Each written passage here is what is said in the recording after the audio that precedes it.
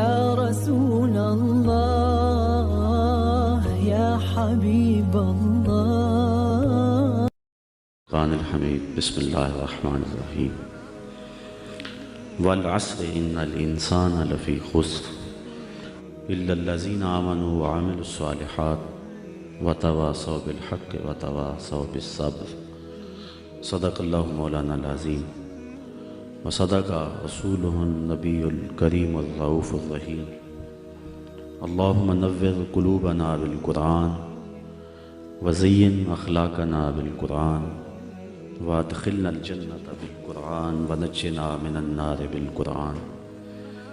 قال اللہ تعالی وتبارک فی شان حبیبہ مخبرا وآمرا ان اللہ وملائکتہ یصلون علی النبی یا ایھا الذین آمنوا صلوا علیہ وسلموا تسلیما. الصلاۃ والسلام علیک یا رسول اللہ وعلی آلک واصحابک یا محبوب رب العالمین. تمام حمد و ثنا، تعریف و توصیف اللہ جل مجدہ الکریم کی ذات پاک کے لیے، جو خالق کائنات بھی ہے اور مالک شش جہات بھی. اللہ جل وعلا کی حمد و ثنا کے بعد حضور نبی اکرم شفیع امم رسول محتشم نبی مکرم اللہ کے پیارے امت کے سہارے رب کے محبوب دانائے غیوب مالک رقاب امم فخر عرب و عجم والی کون و مکان سیاہ لا مکان سید انس و جاں سرور لالا رخاں نیر تاباں سر نشین مہوشاں ماہ خوباں شہنشاہ حسینہ تتمہ دوراں سر خیل زہرہ جمالاں جلوہ صبح ازل نور ذات لم یزل باعث تکوین عالم فخر آدم و بنی آدم نیر بطحا رازدار ما اوہا شاہد ما طغا صاحب علم نشرہ معصوم آمنہ احمد مجتبیٰ حضرت محمد مصطفیٰ صلی اللہ علیہ وسلم کے حضور ناز میں اپنی عقیدتوں ارادتوں اور محبتوں کا خراج پیش کرنے کے بعد عزت و وقار کی مسندوں پہ جلوہ گر معزز محترم مہمانان عالی قدر علماء کرام معزز سامعین خواتین و حضرات السلام علیکم ورحمۃ اللہ وبرکاتہ. چند لمحوں کے لیے آپ کے سامنے حاضر ہوں اور چند باتیں آپ کے گوش گزار کر کے اپنی گفتگو کو سمیٹ لوں گا. اللہ تعالیٰ میری زبان پہ کلمۃ الحق جاری فرمائے. قرآن مجید سے سورۃ العصر کی تلاوت کرنے کا شرف حاصل کیا. اسی کے ضمن و ذیل میں چند باتیں آپ کے گوش گزار کروں گا. بظاہر مختصر سی صورت ہے، لیکن اپنے دامن میں وہ معنوی حسن رکھتی ہے کہ حضرت امام شافعی علیہ رحمہ فرماتے ہیں لو تدبر الناس علی هذه السورہ لواسعتهم. اگر لوگ قرآن مجید کی اسی ایک صورت پہ تدبر کر لیں تو یہ صورت ہی ان کے دین و دنیا کے لیے کافی ہو. امام طبرانی نے عبید بن حفص سے روایت کی ہے کہ مکی زندگی میں جب بھی دو صحابی آپس میں ملاقات کرتے تو جدا ہونے سے قبل سورۃ العصر کی تلاوت ضرور کیا کرتے تھے. اس سورت کا آغاز ایک قسم سے ہو رہا ہے اور قسم ہے عصر کی. والعصر قسم ہے عصر کی. امام رازی جیسے شخص نے عصر کے 4 معنی بیان فرمائے. عصر سے مراد مطلق زمانہ اے الدہر. قسم ہے زمانے کی، انسان خسارے میں ہے. دوسرا معنی عصر سے مراد وقت عصر ہے، جب سورج ڈھل جائے اور ہر چیز کا سایہ اس کے اصلی سائے سے 2 گنا ہو جائے، تو اس وقت سے لے کر کے غروب تک وقت عصر ہوتا ہے۔ جس طرح اللہ تعالیٰ نے چاشت کے وقت کی قسم سورۃ الضحیٰ میں فرمائی، یہاں سورۃ العصر میں اللہ نے عصر کے وقت کی قسم فرمائی۔ تیسرا معنی عصر سے مراد نماز عصر ہے۔ نماز عصر کی اہمیت کے پیش نظر نماز عصر کی قسم فرمائی گئی ہے۔ چوتھا معنی جس کو امام رازی نے بیان فرمایا، امام قرطبی بھی بیان فرماتے ہیں، اور میں اس پر ہی چند باتیں آپ کے گوش گزار کرنی ہے۔ عصر سے مراد وہ کہتے ہیں زمانہ خاص ہے، اور اس سے مراد زمانہ رسالت مآب صلی اللہ علیہ وآلہ وسلم ہے۔ فرمایا محبوب مجھے قسم تیرے زمانے کی، انسان خسارے میں ہے۔ اس کی دلیل امام رازی ارشاد کرتے ہوئے فرماتے ہیں کہ جس طرح سورۃ البلد میں اللہ تعالیٰ نے اپنے محبوب کے مکان کی قسم فرمائی، تو سورۃ العصر میں محبوب کے زمان کی قسم فرمائی۔ تو ارشاد فرمایا محبوب مجھے تیرے مکان کی بھی قسم، مجھے تیرے زمان کی بھی قسم۔ سورۃ البلد میں ارشاد فرمایا محبوب مجھے اس شہر کی قسم۔ یہ سورت بالاتفاق سورت مکی ہے، اس پر کوئی مفسرین کی دوسری رائے موجود نہیں ہے۔ تو پھر حاذا کا اشارہ قریب کے لیے ہے، تو اس شہر سے مراد شہر مکہ ہے۔ تو مکہ کی قسم کیوں فرمائی گئی؟ شہر مکہ عزتوں کا ظرف ہے، اس میں اللہ کا گھر کعبۃ اللہ ہے، مقام ابراہیم ہے، چاہے زمزم ہے، صفا اور مروہ اللہ کی نشانیاں ہیں۔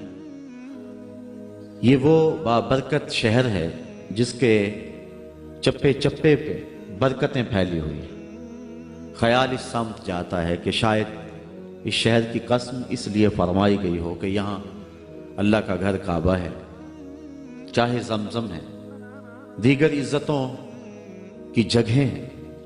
لیکن اگر بات کو یوں ہی تشنا چھوڑ دیا جاتا تو شاید جو ہمارے دل میں ہے کوئی زبان پہ نہ لانے دیتا، اور اگر ہم زبان پہ لاتے تو عقیدتوں کا شاخسانہ قرار دیا جاتا۔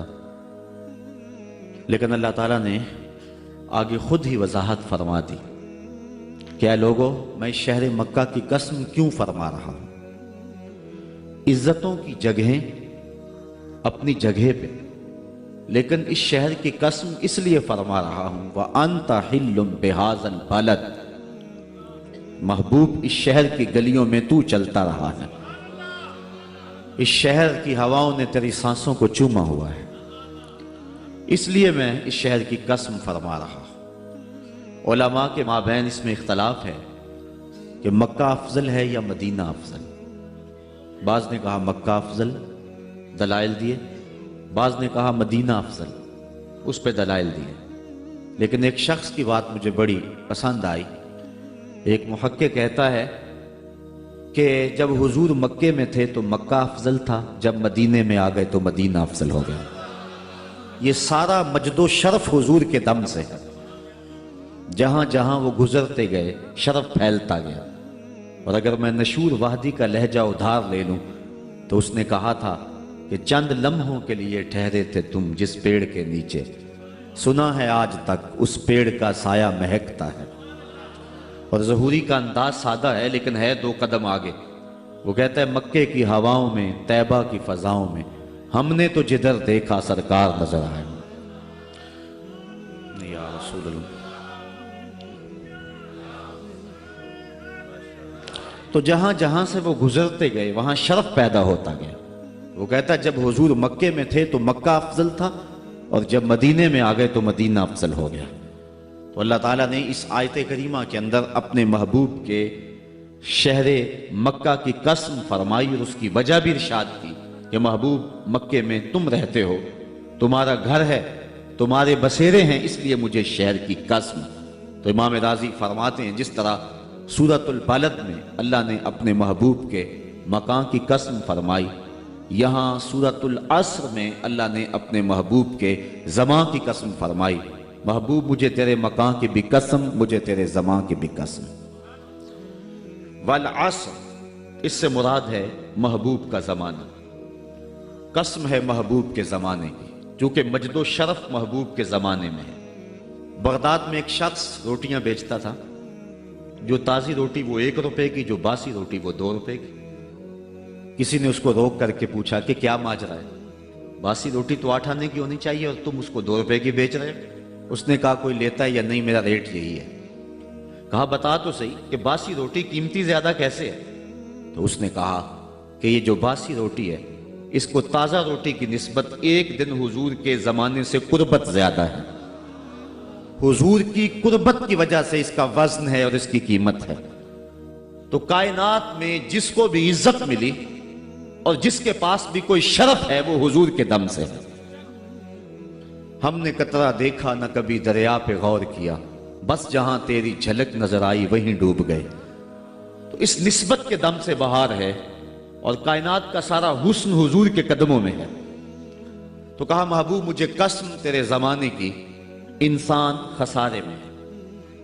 اب انسان تو خسارہ ماننے کو تیار نہیں ہے، وہ کہتا میں تو خسارے میں نہیں ہوں، میں تو ہواؤں کے دوش پہ اڑتا ہوں، میں تو کائنات کو نخچیر بنایا ہوا ہے، زمانہ میرا باج گزار ہے، ستاروں پہ کمندے میں ڈال چکا ہوں، میں اپنی زندگی کو آسائشوں سے بھر لیا ہوا ہے، کہاں وہ گھاس پھوس کے جھونپڑے اور کہاں عالی نصب کوٹھیاں، کہاں کھانے کے لیے نان شبینہ بھی میسر نہیں تھا، اور کہاں اتنے کھانے کہ انتخاب مشکل ہو جاتا ہے، کہاں پیوند لگے ہوئے کپڑے اور کہاں اتنے لباس ہیں کہ بدلنے کی باری نہیں آتی ہے۔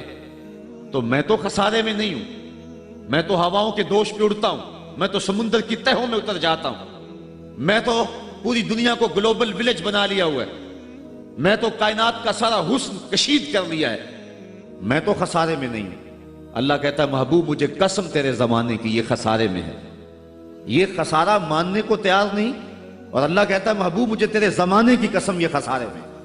تو امام رازی فرماتے ہیں، آپ فرماتے ہیں جو خسارہ ہے یہ انسانیت کا ہے۔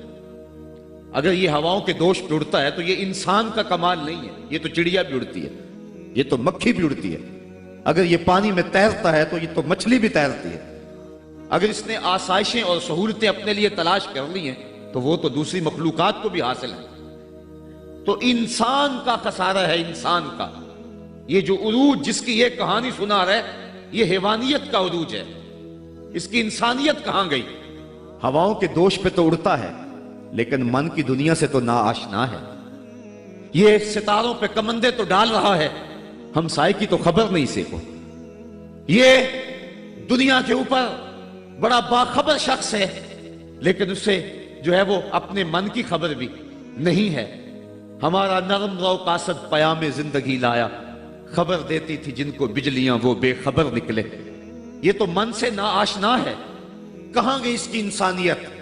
یہ ہواؤں میں اڑتا ہے، اگر چاند کی چھاتی پہ قدم رکھ چکا ہے وہاں سے خاک لا کے دکھاتا پھرتا ہے کہ یہ میں نے جو چاند سے خاک جو ہے وہ اکٹھی کی تھی اور یہ دیکھو میں تمہارے سامنے رکھ رہا ہوں۔ تو زمین پہ پہلے تھوڑا بوجھ تھا کہ اور خاک لے آیا، انسانیت کو اس کا کیا فائدہ ہوا؟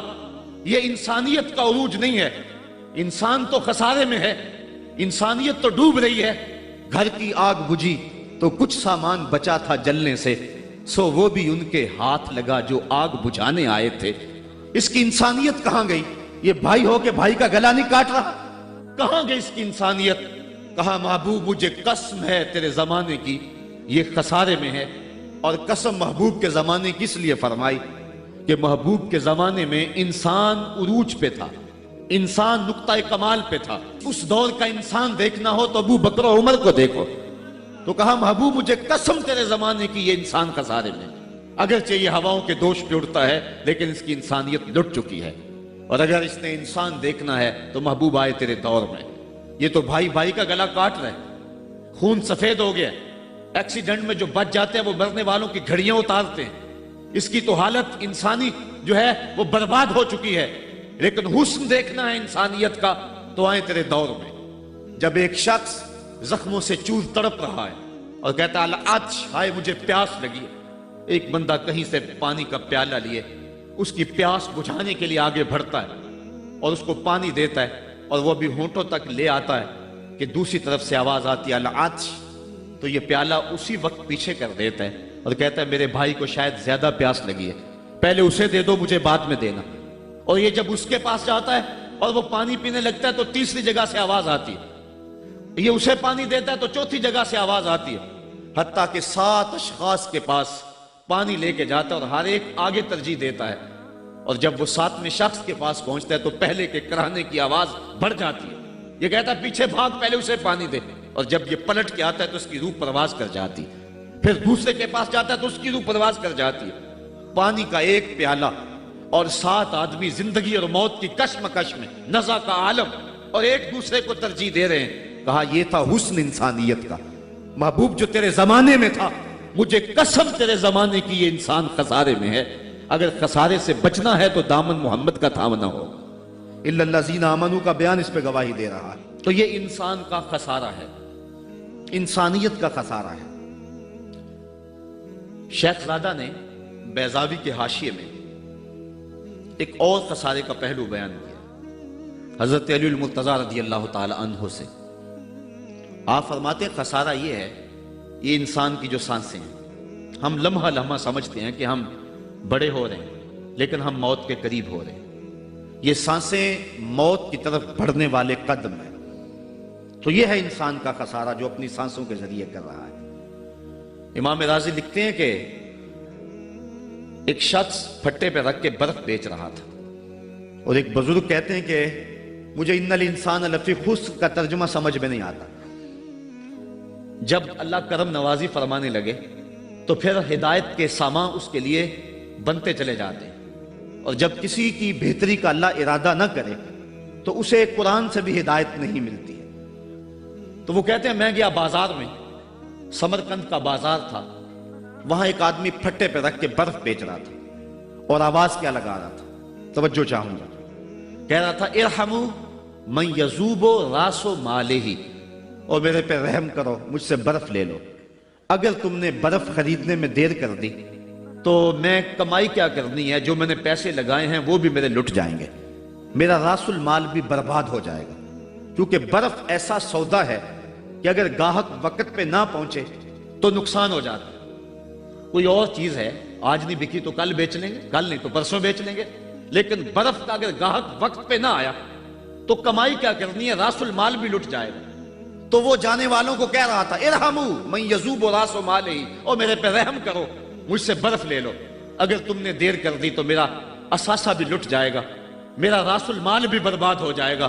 تو وہ بزرگ فرماتے ہیں جب اس نے یہ بات کہی تو مجھے ان الانسان لفی خسر کا ترجمہ سمجھ میں آ گیا۔ میں نے کہا کہ ہم بھی اپنے سانسوں کی برف کو پگھلا رہے ہیں، اور قطرہ قطرہ جس طرح برف پگھلتی ہے، سانس سانس کر کے زندگی پگھل رہی ہے۔ اگر جلدی جلدی ان سانسوں کے بدلے میں نیکیاں لے لیتے ہیں تو یہ زندگی بچ جائے گی، ورنہ یہ زندگی برف کی طرح پگھل رہی ہے۔ ان الانسان لفی خسر، انسان خسارے کا سودا کر رہا ہے، لمحہ لمحہ موت کے قریب ہو رہا ہے، یہ سمجھ رہا ہے میں بڑا ہو رہا ہوں لیکن یہ چھوٹا ہو رہا ہے۔ جب گنتی الٹی شروع ہو جائے تو کام جلدی زیرو پر آ جاتا ہے، کسی کی 60 سے، کسی کی 70 سے، کسی کی 100 سے گنتی الٹی شروع ہے، اور لمحہ لمحہ ہم موت کی طرف بڑھ رہے ہیں۔ یہ انسانیت کا خسارہ ہے۔ ایک مفسر ہوا تبا تبائی، ہے تو ویسے ڈاماڈول لیکن بات بڑی پتے کی لکھ گیا۔ وہ کہتا ہے خسارے کا ایک اور پہلو بھی ہے، اور اس پہ میں آپ کی تھوڑی سی توجہ بھی چاہوں گا۔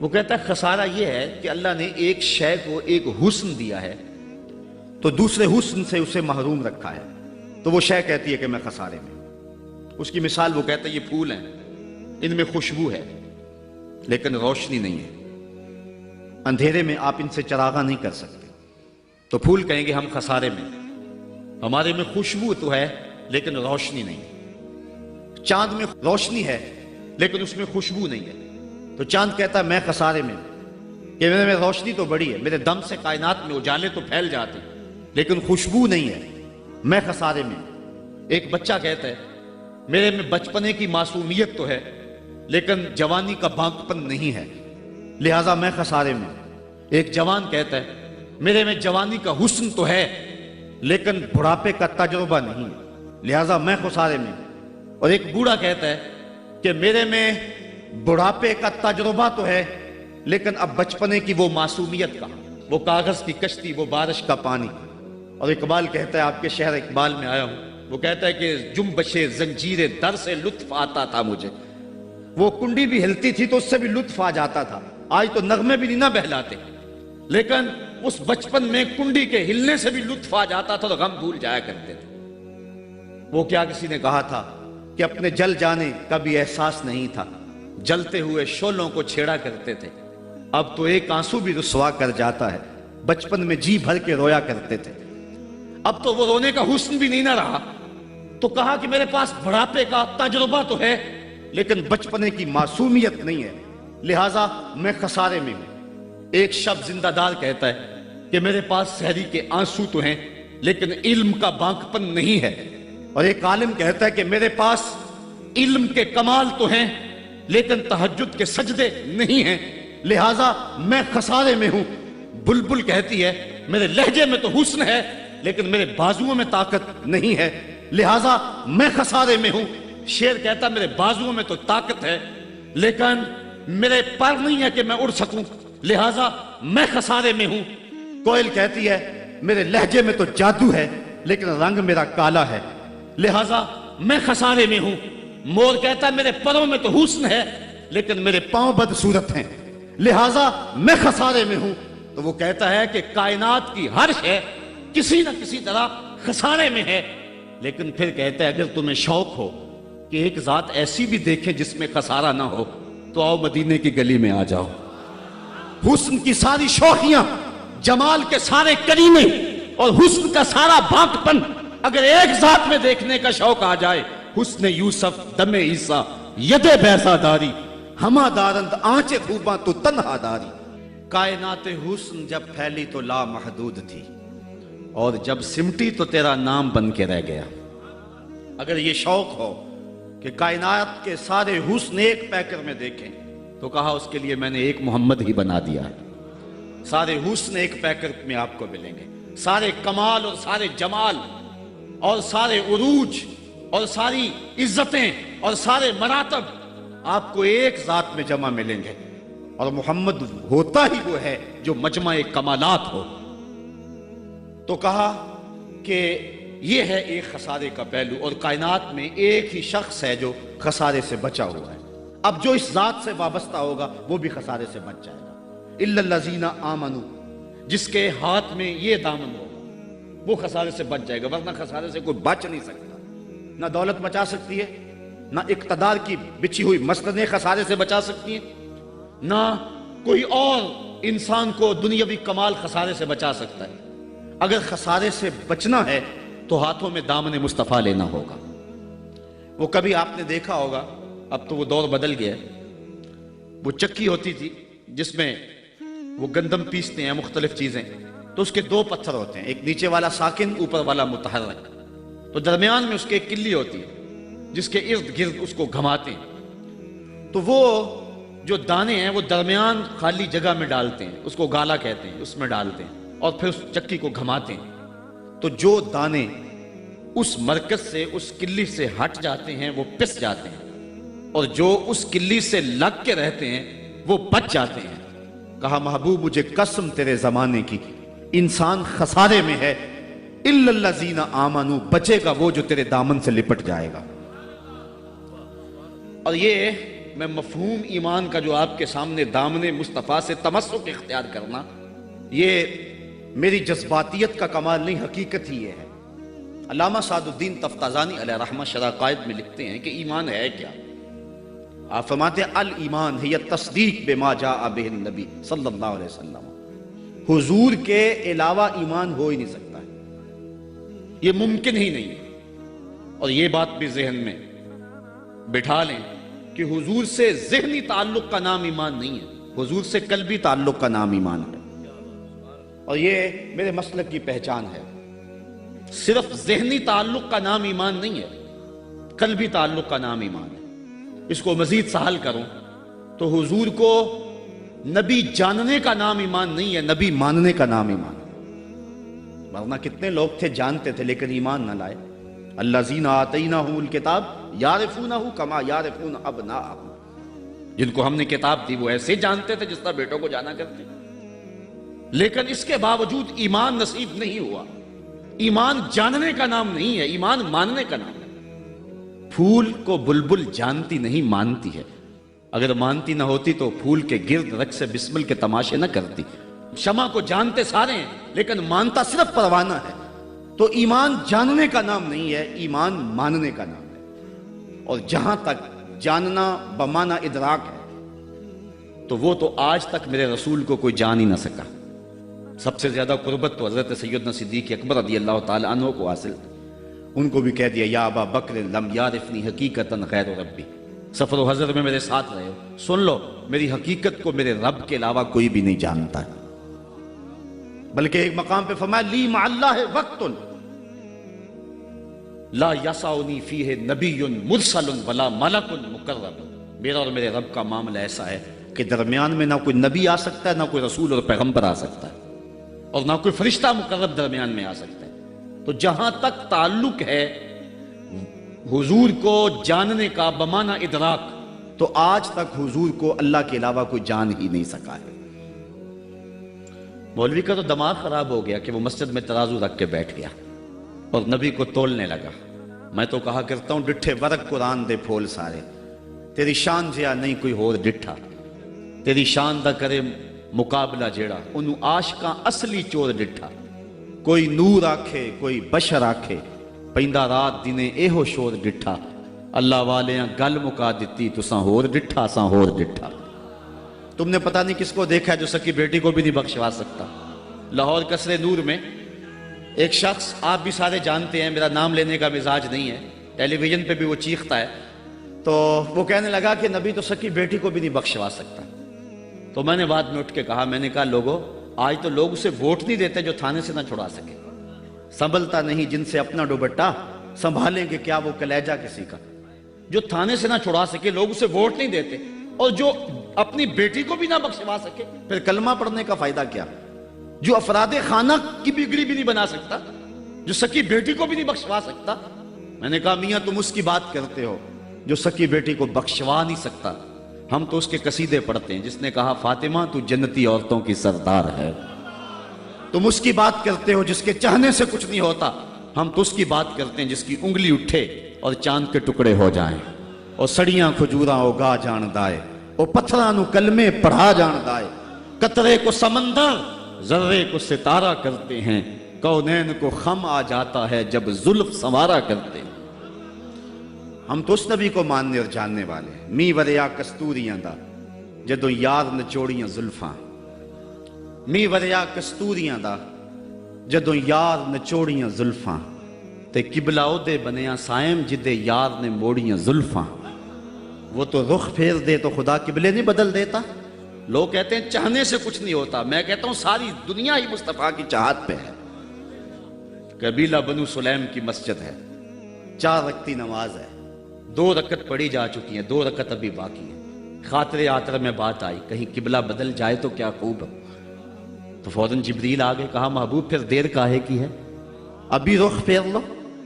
اب جن لوگوں نے مسجد قبلتین دیکھی ہے کہ پہلا قبلہ بالکل شمال میں اور موجودہ قبلہ بالکل جنوب میں، اور صحابہ تو ذہنی طور پہ اس کے لیے تیار ہی نہیں ہے، تو بتا دیا جاتا کہ اگلی نماز ہم ادھر پڑھیں گے۔ یہ نماز کا وقت بدلنا ہو نا تو 1 دن پہلے بتانا پڑتا ہے، کل سے نماز ظہر 2:15 بجے پڑھیں گے۔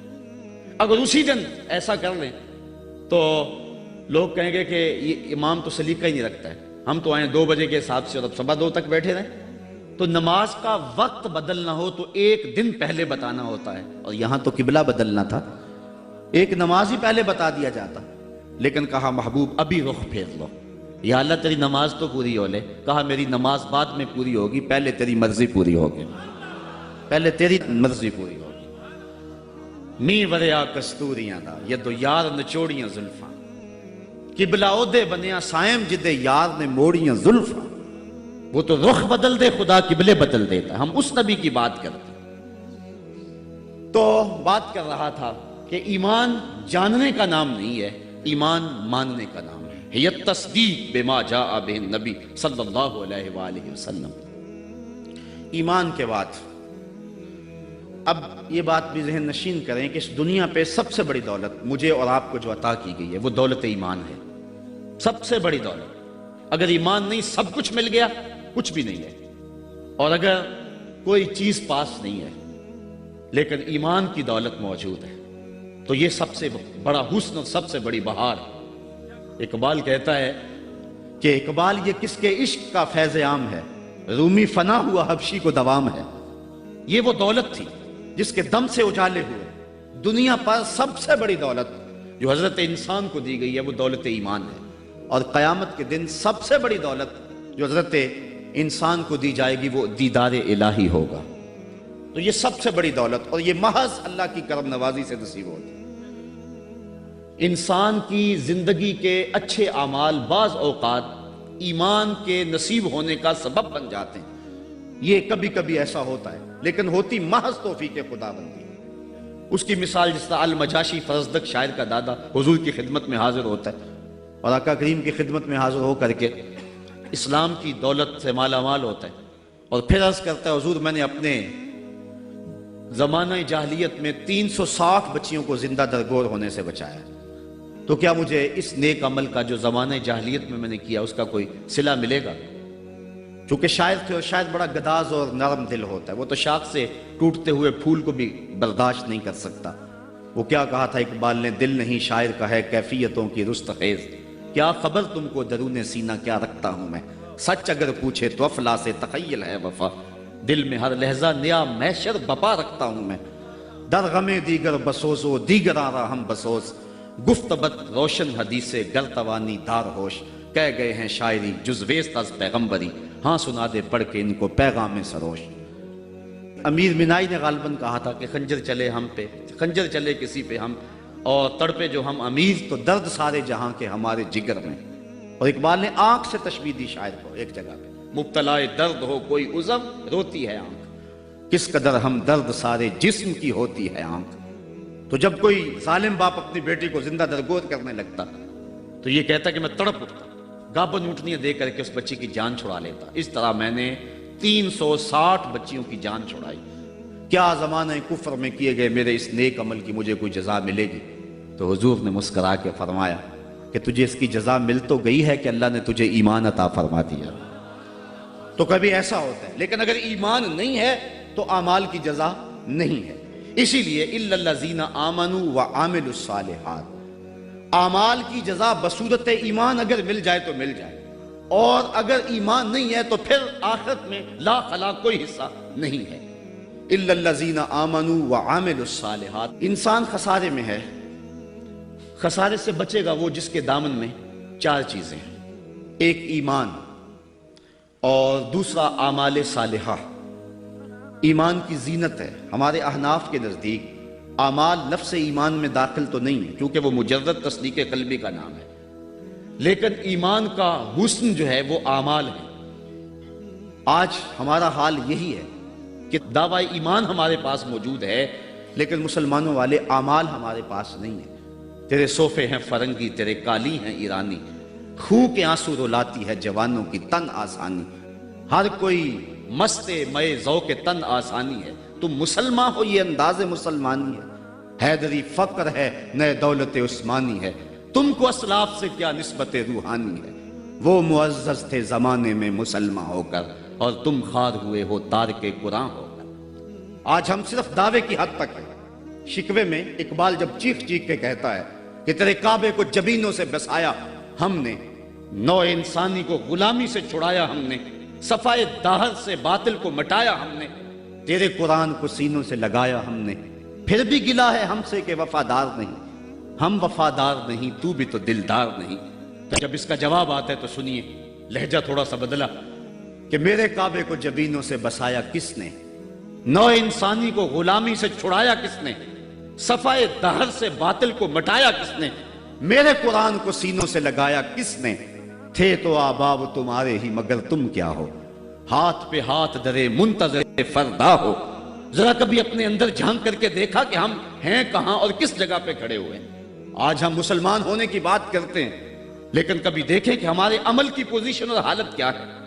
آج ہم کس جگہ پہ کھڑے ہوئے ہیں؟ لالو لکشمن پرساد نے ایک کتاب لکھی عرب کا چاند، اور یہ ایک ہندو رائٹر ہے، اور اس میں اس نے حضور کی سیرت اتنے خوبصورت اور دل فریب پیرائے میں بیان کی کہ گویا سطروں کے اندر چراغ ہی رکھ دیے ہیں۔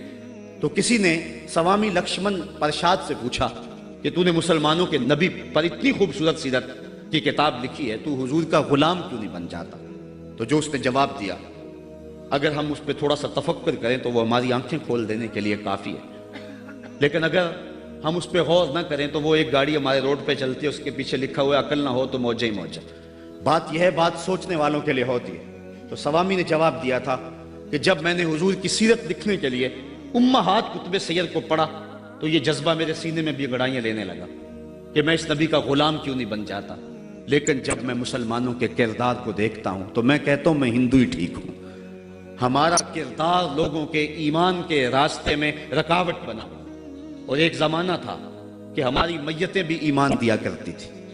امام محمد کا جب جنازہ اٹھا تو پورا بصرہ امڑ آیا، یہودی عیسائی کہنے لگے مسلمانوں کا امام جا رہا ہے اور اس کا آخری دیدار ہے، چلو تم بھی آخری دیدار میں شامل ہو جاؤ اور جنازے میں شامل ہو جاؤ۔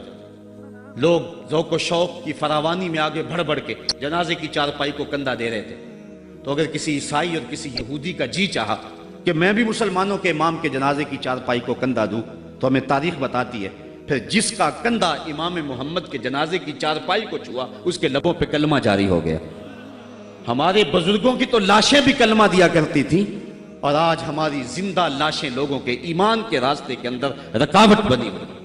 ہم کبھی غور کریں، رو رہی ہے آج ایک ٹوٹی ہوئی مینا اسے، کل تلک گردش میں جس ساکی کے پیمانے رہے، خیر تو ساکی سہی لیکن پلائے گا کسے، اب نہ میں کش رہے باقی نہ میں خانے رہے۔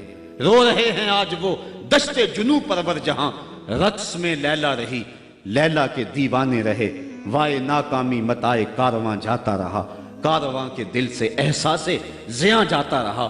جن انگاروں پہ اس وقت میں اور امت مسلمہ اور آپ کھڑے ہیں، کون اس سے بے خبر نہیں ہے؟ کابل میں کون لٹ رہا ہے؟ کندھار میں کس کی گردنیں کاٹی جا رہی ہیں؟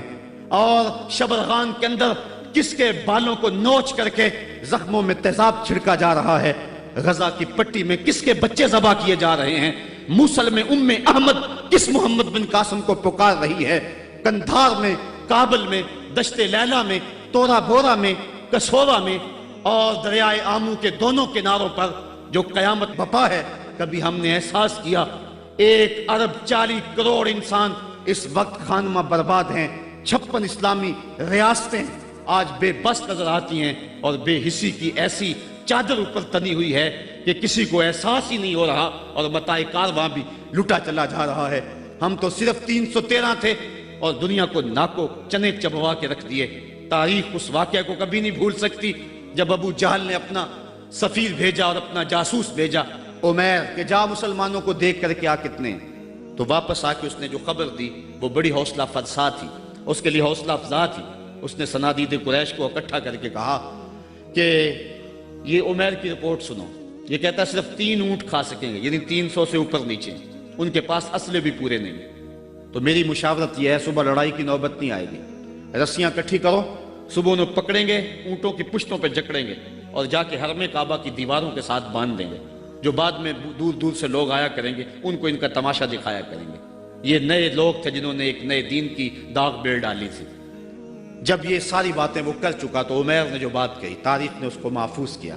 عمیر کہنے لگا تم کہتے ہو رسیاں کٹھی کرو، میں اس قوم کو دیکھ کے آیا ہوں، اگر میری بات مانتے ہو تو رات کی تاریکی میں بھاگ سکتے ہو تو بھاگ جاؤ، واللہ میں نے ایسے لوگ دیکھے، اس کے لفظ ہیں وَلَكِنْ رَأَيْتُ يَا مَعْشَرَ قُرَيْشَ الْبَلَايَا تَحْمِلُ الْمَنَايَا، اے قریش کے سرداروں اتنا بھی تکبر میں نہ آؤ، میں ان آنکھوں سے دیکھ کر کے آیا ہوں کہ یثرب کی اونٹنیاں اپنی پشتوں پہ نری موتیں اٹھا کے لے آئی ہیں۔ اور وہ زخمی سانپوں کی طرح پیچو تاب کھا رہے ہیں، اور کل ان میں سے کوئی مرے گا نہیں جب تک تم میں سے ایک ایک کو لڑ نہیں جاتا۔ تو اگر تمہارے اتنے لوگ مارے جائیں تو افسوس ہے تمہارے جینے پہ۔ تم کہتے ہو رسیاں کٹھی کرو، میرا مشورہ ہے رات کی تاریکی میں بھاگ سکتے ہو تو بھاگ جاؤ۔ پھر اگلے دن عزیمت کی جو داستان مسلمانوں نے رقم کی، اس دن کو میرے رب نے بھی یوم فرقان کہہ کے پکارا۔ آج اگر ہم دیکھیں اپنے آپ کو، ہم کس جگہ پہ کھڑے ہیں؟ 1 ارب 40 کروڑ انسان اور یہ ہجوم اور 56 اسلامی ریاستیں، اور آج ہمارے اوپر جو حال ہے، آج ہے رسوا زمانے میں کلاه لالا رنگ، جو سراپا ناز تھے ہیں آج مجبور نیاز۔ آج ہم جس جگہ پہ کھڑے ہوئے کون نہیں جانتا ہے، ہر سمت دکھ ہی دکھ پھیلا ہوا ہے۔ ہمیں بڑی سنجیدگی سے سوچنے کی ضرورت ہے اور اپنے عمل کے محاسبے کی ضرورت ہے۔ یہ پچھلے دن گجرانوالہ میں بھی سڑکوں پہ لوگ نکل آئے تو میں بھی لوگوں میں شامل تھا، اور کون شخص ہے کہ جس کو امریکہ کے ساتھ ہمدردی ہوگی اور بش کے لیے دل میں کوئی نرم گوشہ ہوگا؟ وہ بدبخت شخص جس کی آستین کے ایک ایک تار سے مسلمانوں کا لہو ٹپکتا ہے۔ تو میں نے لوگوں کو جو جوش و غضب میں نعرے لگا رہے تھے، ایک بات میں نے کہی تھی، میں نے کہا تھا آج تم امریکہ سے ٹکرانے کی بات تو کر رہے ہو، لیکن کبھی اپنے آپ کو جھانک کر کے دیکھا؟ تمہاری مسجدوں کی لیٹرینوں کے جو لوٹے ہیں وہ بھی تو زنجیروں سے بندھے ہوئے ہیں۔ یہ تمہاری اخلاقی گراوٹ کی کہانی ہے۔ اگر باہر کوئی واٹر کولر نصب کر دیتا ہے تو اس کے اوپر جو گلاس رکھتا ہے وہ بھی زنجیروں سے باندھ کر کے رکھنے پڑتے ہیں۔ یہ ہے ہماری حالت، اور ٹکر لیتے ہم امریکہ سے۔ ہم کبھی اپنے پاؤں کو بھی تو دیکھیں، اپنی صورت کو بھی تو دیکھیں، اپنے کردار کو بھی تو دیکھیں کہ ہم کس جگہ پہ کھڑے ہوئے ہیں۔ ایک اچھا مسلمان تو بننے کی بڑی دور کی بات ہے، ہم ابھی تک تو ایک قوم نہیں بن سکے ہیں۔ ہم نے غور کرنا ہے، اِلَّا الَّذِينَ آمَنُوا وَعَمِلُوا الصَّالِحَاتِ۔ اسلام ہم سے عمل مانگتا ہے، صرف زبانی دعووں سے کچھ نہیں ہوگا۔ عمل سے ہم نے اس دعوے پہ دلیل فراہم کرنی ہے۔ وَتَوَاصَوْا بِالْحَقِّ وَتَوَاصَوْا بِالصَّبْرِ، حق اور صبر کی وصیت۔ بات لمبی ہو رہی ہے اس لیے میں اپنی بات کو مختصر کرتا ہوں۔ یہ وصیت کا جو تکرار ہے، اس میں بھی مفسرین فرماتے ایک حسن ہے تاکہ مومن کبھی بھی وصیت کے عمل کو کبھی نہ چھوڑے۔ امام قرطبی نے حق پر جو ہیں وہ 3 قول بیان فرمائے ہیں۔ ایک قول یہ ہے کہ حق سے مراد قرآن ہے، اور میں اس پہ 2 باتیں آپ کے پیش کر کے اجازت چاہوں گا۔ اس دور میں بلکہ ہر دور میں قرآن کے دامن کو تھامنا ہی جو ہے وہ نجات کی ضمانت ہے۔ امام ترمذی نے حضرت علی المرتضیٰ سے حدیث جو ہے وہ تخریج کی ہے کہ حضور قرب قیامت کے تذکروں سے لوگوں کو آگاہ کر رہے تھے۔ تو عرض کی حضور پھر اس دور میں بچنے کی صورت کیا؟ تو بے ساختہ فرمایا اللہ کی کتاب قرآن مجید، جو اس کتاب سے جڑ جائے گا بچ جائے گا، اور جو اس کتاب سے پہلو تہی کرتا رہا اللہ اسے گمراہ کر دے گا۔ یہ وہ پاکیزہ کتاب ہے جو روشنیوں کا منبع ہے۔ قرآن مجید کے 5 حق ہیں، اس پہ الگ بحث کی جا سکتی ہے، لیکن میں ایک بات آپ کے سامنے رکھنا چاہتا ہوں بڑے درد دل کے ساتھ کہ کیا ہم نے قرآن مجید کے حقوق کو پہچانا؟ آج ہم قرآن مجید کے ساتھ جو اس کتاب ہدایت کا تقاضا تھا کیا ہم نے پورا کیا؟ یہ بات درست ہے کہ گھر میں قرآن ہوگا تو برکتیں اتریں گی، اس بات کا بھی کوئی انکار نہیں کرتا۔ مکان بنایا، فیکٹری بنائی ہے، دکان بنائی ہے تو بچوں کو بلا کے قرآن مجید کی تلاوت کروا لیں، برکت ہوگی۔ میں اس کا انکار بھی نہیں کرتا کہ مرنے والے کی روح کو اصال ثواب کریں گے تو اس کی قبر میں نور اترے گا۔ یہ بات بھی درست ہے کہ قرآن کے نور کے مقابلے میں کوئی ناری مخلوق نہیں ٹھہر سکتی، اس کے الفاظ کا دم کریں تو شفا نصیب ہوگی۔ لیکن مجھے بتاؤ کیا قرآن مجید کے نزول کا مقصد یہ تھا؟ آپ کے شہر اقبال میں ہو، اور اقبال سے پوچھ لیتے ہیں، بڑی خوبصورت بات کر گیا۔ ببندے صوفی و ملا اسیری حیات از حکمت قرآن گیری، با آیاتش ترا کار جزی نیست کیا یاسین او آساں بمیری۔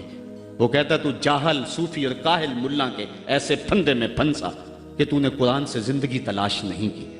قرآن کی آیتوں سے تجھے صرف اتنا ہی کام رہ گیا کہ جب تیرے بوڑھے کی روح اٹک گئی تو تو سورہ یاسین لے کے بیٹھ گیا تاکہ اس کی روح آسانی سے نکلے۔ اقبال کہتے ہیں اس میں کوئی شک نہیں ہے کہ اس کی روح آسانی سے نکل جائے گی، لیکن مجھے تو افسوس تیرے پہ یہ ہے کہ تو نے قرآن سے بھی مرنا ہی سیکھا۔ جس قرآن سے تو نے مرنا سیکھا کاش اس قرآن سے تو نے جینا بھی سیکھ لیا ہوتا۔ اس کا ایک ایک حرف زندگی بخش ہے، اس کا ایک ایک لفظ نور بانٹتا ہے۔ حیات آفری ہیں اس کی آیتیں، اور یہ کتاب برکت ہی نہیں، کتاب ہدایت بھی ہے، یہ کتاب رحمت، لوگوں کو زندگیاں دیتی ہے، حیات بخش ہے یہ کتاب، اس سے وابستگی اختیار کرنے والا زندگی کا حسن پا جاتا ہے۔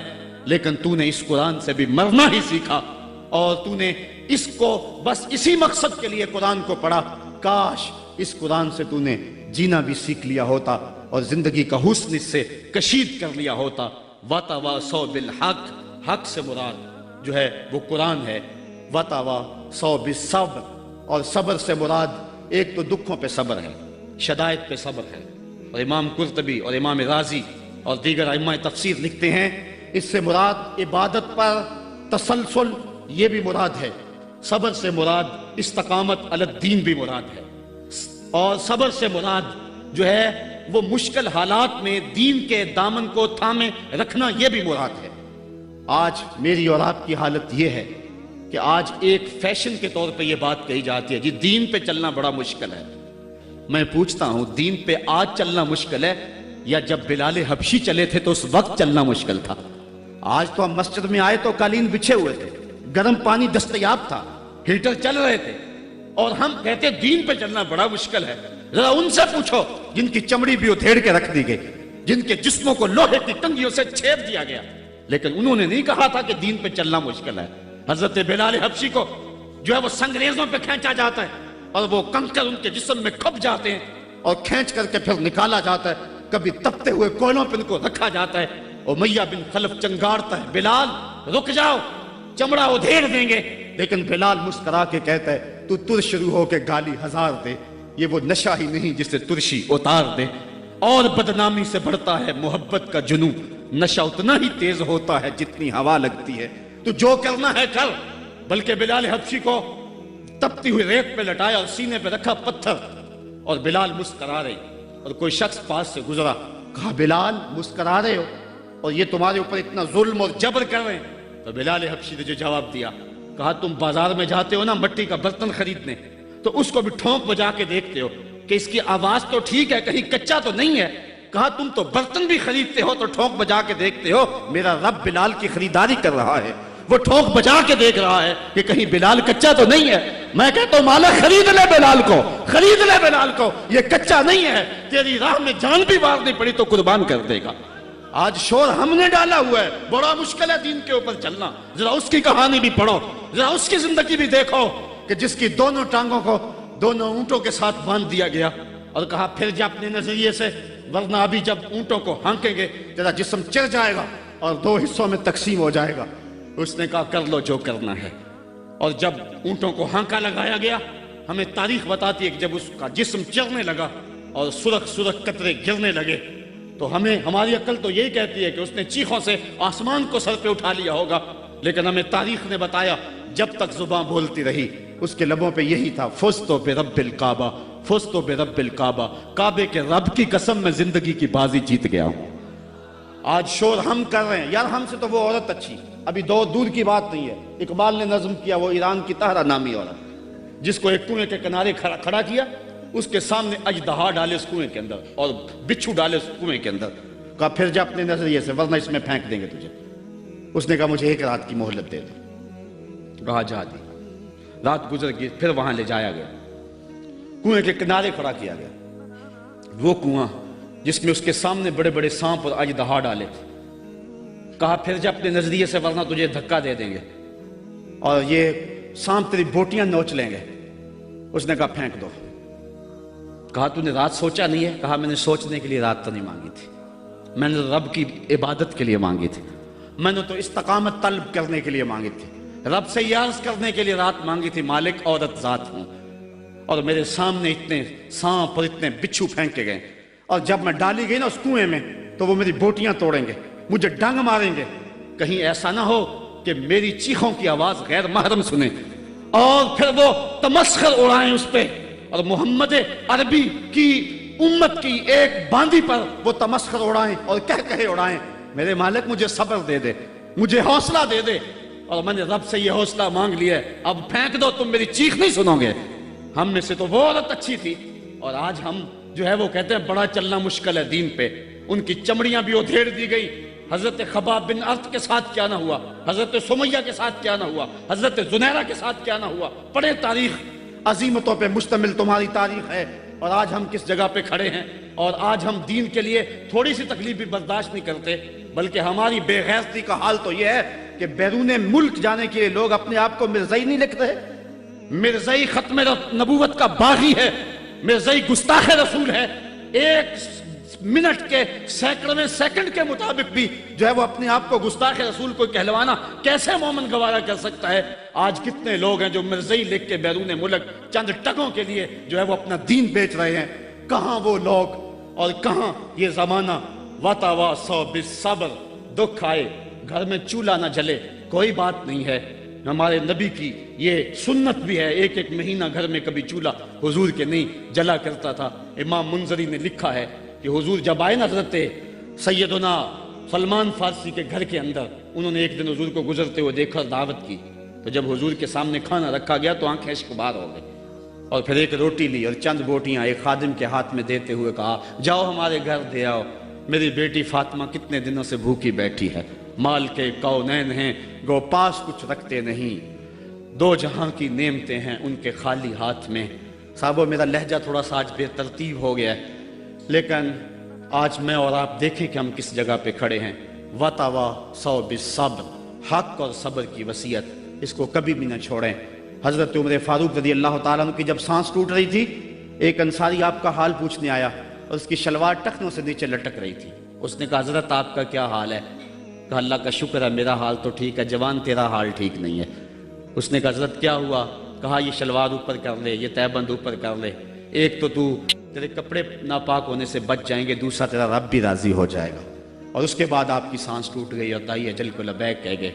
تو وصیت کے عمل کو آج ہم نے چھوڑ دیا ہوا ہے، اور آج ہماری جو حالت ہے اور جس جگہ پہ ہم کھڑے ہیں، اسی کشتی کو ہے خوف تلاطم صد حیف، منہ موڑ دیے تھے جس نے بڑھتے ہوئے طوفانوں کے۔ ہم توڑتے تھے تو زمانہ ہمیں راستہ دیتا تھا، دنیا ہماری باج گزار تھی اور ہم کائنات کے حکمراں تھے، لیکن آج وہ لمحے، وہ اندلس کی کہانیاں اور وہ سسلی اور سکلیا کے اندر جو کچھ ہماری جو ہے وہ عظیمتوں کی کہانیاں تھی، آج کہاں ہیں؟ آج کابل میں، کندھار میں، قلعہ جنگی میں، دشت لیلہ میں، تورا بورا میں، تکریت میں، موصل میں، بغداد میں، القدس میں، کشمیر میں، دریائے آمو کے دونوں کناروں پر اور ڈل جھیل کے اندر تیرتی ہوئی لاشیں آج کیا کہانی بتا رہی ہیں، اور ہم کس جگہ پہ کھڑے ہیں۔ صاحبو ہمیں پوری طرح سے یکسوئی سے آگے بڑھنے کی ضرورت ہے، اور سورۃ العصر ہمیں جس سمت بلا رہی ہے یہ اس عصر اور اس زمانے کا تقاضا ہے۔ اللہ تعالیٰ میرے بے ترتیب جملوں کو اپنی بارگاہ میں قبول فرمائے، اور وہ رب ایسا فرماتا ہے اشہد بلال عند اللہ اشہد، بلال کی اشہد بھی اللہ کے ہاں اشہد ہے، تو اللہ تعالیٰ میری اشہد کو قبول کر لے اور میرے لفظوں کا درد دلوں میں اتار دے، اور اللہ امت کو کھویا ہوا مقام عطا فرما دے۔ کار ما آخر شدو آخر زما کار نشد، مشتے خاکے ما غبارے کوچائے یارے نشد۔ ورنہ جی تو نہیں چاہتا تھا کہ بات کو چھوڑوں، جی چاندہ اس رات نو میں محشر دی فجر تک روک لواں، جے وس چلے میرا تے سونے نو حشر تک روک لواں۔ نہ نظر کرم دی چات مکے، نہ اے بات مکے، نہ اے رات مکے، مگر دل کے ارمانہ پورے ہوئے تھے ابھی، یہ غضب ہو گیا کہ سحر ہو گئی۔ ان کی زلفیں جدھر بھی بکھرتی گئیں، گیت گاتی ہوئی شب ادھر ہو گئی۔ ان کی آنکھوں میں ایسا نشہ تھا فراز، جس نے دیکھا وہی لڑکھڑاتا گیا۔ اس سمت ہی بہاروں کے رخ پھر گئے، جس طرف کے نشیلی نظر ہو گئی۔